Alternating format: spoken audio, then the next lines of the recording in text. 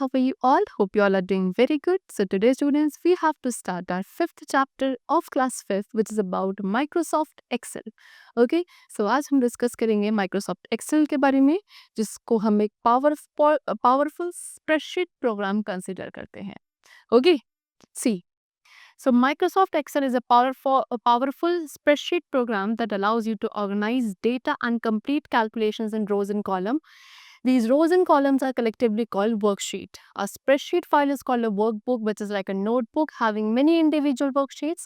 On each worksheet, data is organized vertically in columns and horizontally in rows. By default, workbook contains one worksheet.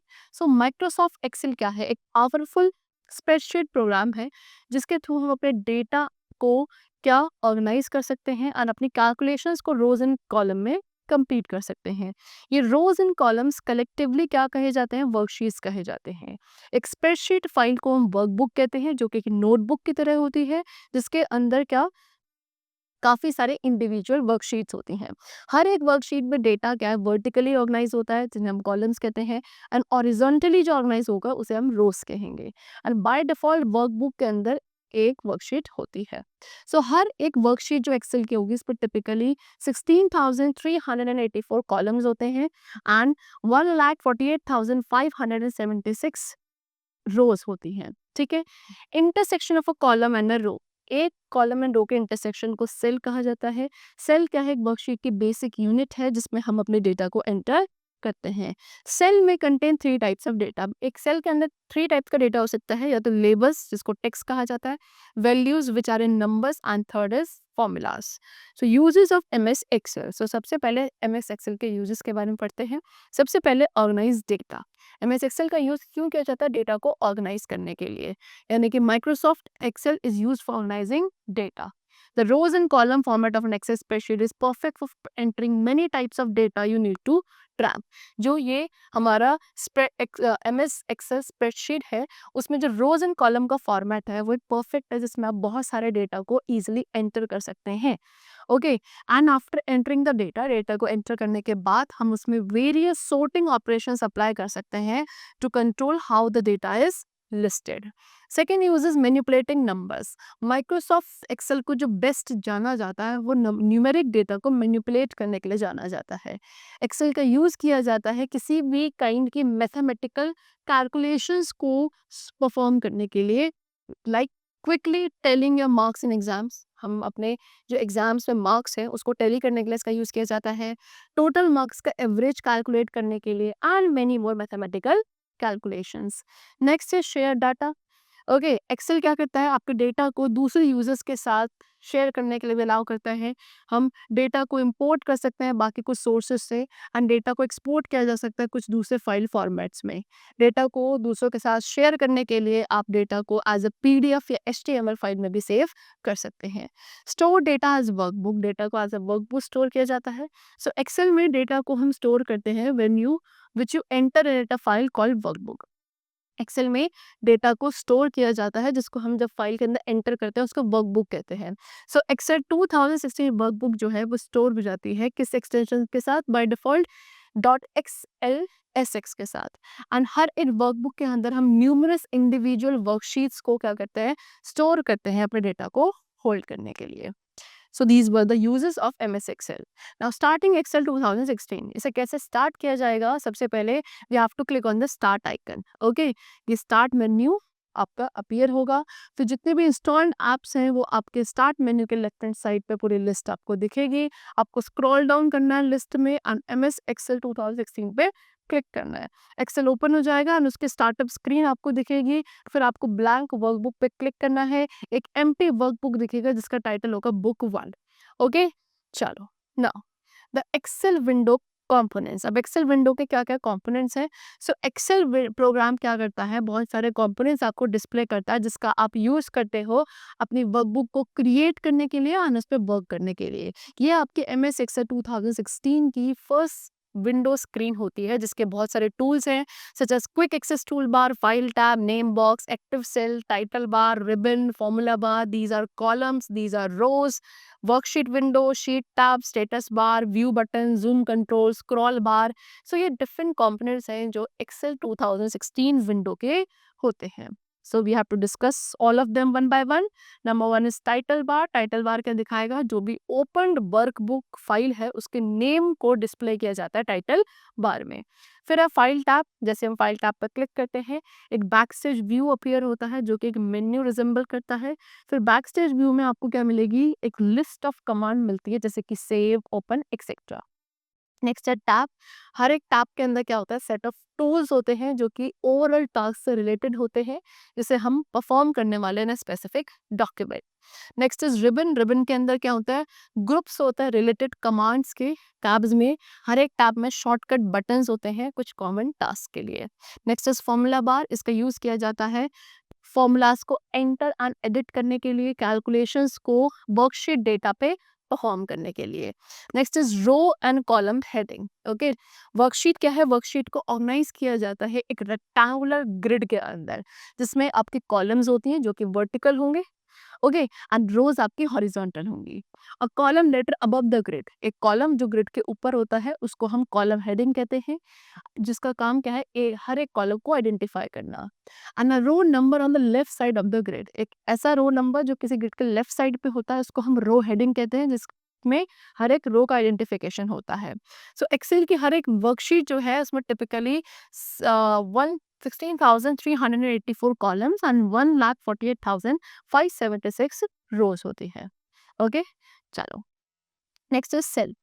Cell क्या है? Intersection है हर एक column and रो का। Worksheet में जहाँ पे एक सेल एंड एक रो इंटरसेक्ट करते हैं उस पॉइंट को सेल कहा जाता है। सेल क्या है? हमारी वर्कशीट की बेसिक यूनिट होती है जिसमें हम डेटा को एंटर करते हैं। सेल में 3 टाइप्स के डेटा एंटर किए जा सकते हैं, that is labels which is text, values which is numbers and thirdly formulas. Next is active cell. Active cell क्या होगा? जिसके अराउंड डार्क बॉर्डर होगा वो एक्टिव सेल माना जाता है। एंड डिफॉल्ट एक्टिव सेल जो स्क्रीन पे होता है वो क्या होता है? A1। Next is worksheet window. Spreadsheet file क्या है? वर्कबुक होती है जो कि एक नोटबुक की तरह होती है जिसमें बहुत सारे इंडिविजुअल वर्कशीट्स होते हैं। बाय डिफॉल्ट हर वर्कबुक के अंदर एक वर्कशीट होती है। आप उसमें एडिशनल वर्कशीट भी ऐड कर सकते हो। हर एक शीट का नेम जो होता है उसकी शीट टैब पे डिस्प्ले होता है at the bottom of the workbook. Next is name box. The cell reference of an active cell. किसी भी एक्टिव सेल की जो सेल रेफरेंस होती है वो आपके इस बॉक्स में डिस्प्ले होती है। Grid lines, horizontal and vertical lines representing the rows and column. Okay, जितने भी हॉरिजॉन्टल एंड वर्टिकल लाइंस हैं जो किसको? रोज एंड कॉलम को रिप्रेजेंट करते हैं वर्कशीट्स पे, उन्हीं क्या कहा जाता है? ग्रिड लाइंस कहा जाता है। ये क्या अलाउ करती है? To see and identify each cell. हर एक सेल को आइडेंटिफाई करने के लिए within a worksheet they are used. The grid lines can be turned off but it is recommended that you leave them on. Grid lines को आप of भी कर सकते हो लेकिन ये रिकमेंड किया जाता है कि आप इसे ऑन ही रखो। नेक्स्ट है स्टेटस बार। ये आपके वर्कशीट के बिल्कुल बॉटम में प्रेजेंट होता है जो कि करंट टास्क की प्रोग्रेस को डिस्प्ले करता है एंड वर्कशीट्स को व्यू करने के लिए कंट्रोल करता है। स्क्रॉल बार। स्क्रॉल बार क्या है? Worksheet window allows you to view the portion of the worksheet display on the screen. Worksheet window क्या करती है? आपको वर्कशीट जो आपके स्क्रीन पर डिस्प्ले हो रही है उसके पोर्शन को व्यू करने में हेल्प करती है। स्क्रॉल बार्स का यूज किया जाता है विंडो को मूव करने के लिए around so that remaining portion जो है एक्टिव वर्कशीट का वो भी आप देख सको। 2 टाइप्स के स्क्रॉल बार होता है, एक हॉरिजॉन्टल एंड दूसरा वर्टिकल। ओके, चलो नेक्स्ट है व्यूज ऑफ वर्कशीट। वर्कशीट के व्यूज। सो एक्सेल क्या करता है? 3 डिफरेंट व्यूज जो है हमारे वर्कशीट के उनका एक्सेस हमें प्रोवाइड करता है। Normal, page layout and page break, preview. Next is zoom control. इसका यूज किया जाता है क्या करने के लिए? हमारे वर्कशीट के व्यू को आइदर फॉर एनलार्जिंग इट और for reducing it. Next is creating and saving worksheet. अब वर्कशीट को क्रिएट कैसे किया जाता है, सेव कैसे किया जाता है? तो सबसे पहले एंटरिंग डेटा। एंटरिंग डेटा क्या है? पहला स्टेप होता है किसी भी वर्कशीट को क्रिएट करने का। सो हम क्या करते हैं? डेटा को एंटर करते हैं नंबर्स या टेक्स्ट के फॉर्म में। एक्सेल ऑटोमेटिकली क्या करता है? हर एक टेक्स्ट डेटा को लेफ्ट साइड अलाइन करता है एंड नंबर्स को सेल में राइट हैंड साइड अलाइन करता है। ठीक है, स्टेप 1 क्या है? सबसे पहले हमें ब्लैंक वर्कशीट ओपन करनी है, फिर हमें क्लिक करना है उस सेल पर जहाँ से हम डेटा को एंटर करना स्टार्ट करेंगे, डेटा टाइप करना है and the data you type appears in the active cell and in the formula bar. जो भी डेटा आप टाइप करोगे वो आपको एक्टिव सेल पे अपीयर होगा एंड फॉर्मूला बार में। फिर एंटर की को प्रेस करेंगे डेटा को एंटर करने के लिए and one cell down move करने के लिए। To enter the data and move one cell in any direction press arrow keys from keyboard. Data enter करने के लिए एंड मूव करने के लिए one cell in any direction हमें एरो कीज प्रेस करनी होती है from the keyboard.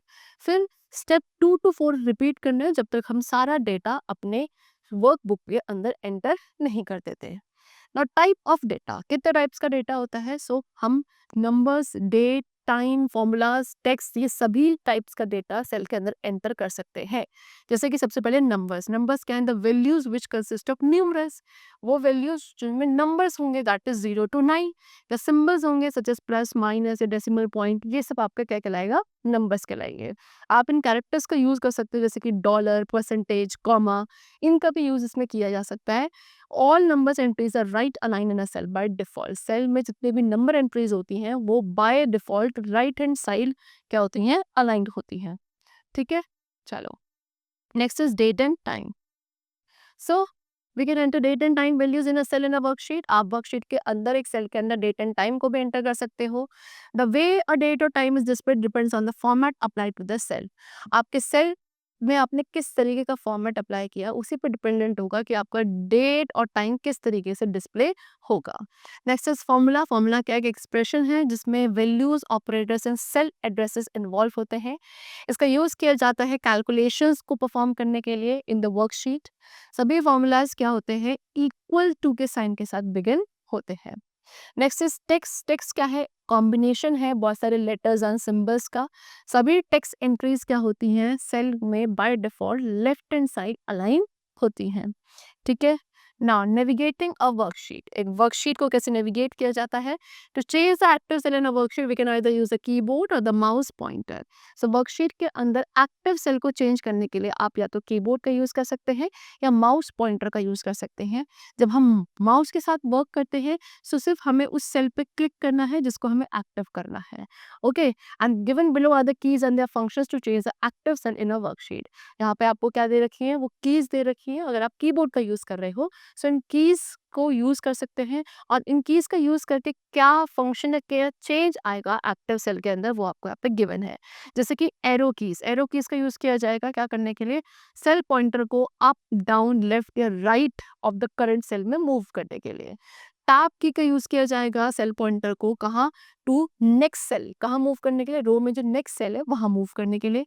Shift plus tab का यूज किया जाता है सेल पॉइंटर को रो में प्रीवियस सेल के पास ले जाने के लिए। एंटर का यूज किया जाएगा क्या? आपके कॉलम में वन सेल डाउन जाने के लिए। एंड शिफ्ट प्लस एंटर का यूज किया जाता है कॉलम में वन सेल अप जाने के लिए। होम का यूज किया जाएगा रो में फर्स्ट सेल पे जाने के लिए। कंट्रोल प्लस होम का यूज किया जाता है करंट वर्कशीट में सबसे पहले सेल पे मूव करने के लिए। पेज अप का यूज किया जाता है one screen up and page down is use to move one screen down. Okay, saving a worksheet. Worksheet को सेव कैसे करते हैं? सो हमें क्या करना होता है? अपनी वर्कबुक को सेव भी करना होता है सो दैट हम उसे बाद में रीयूज कर सकते हैं, किसी के साथ शेयर भी कर सकते हैं।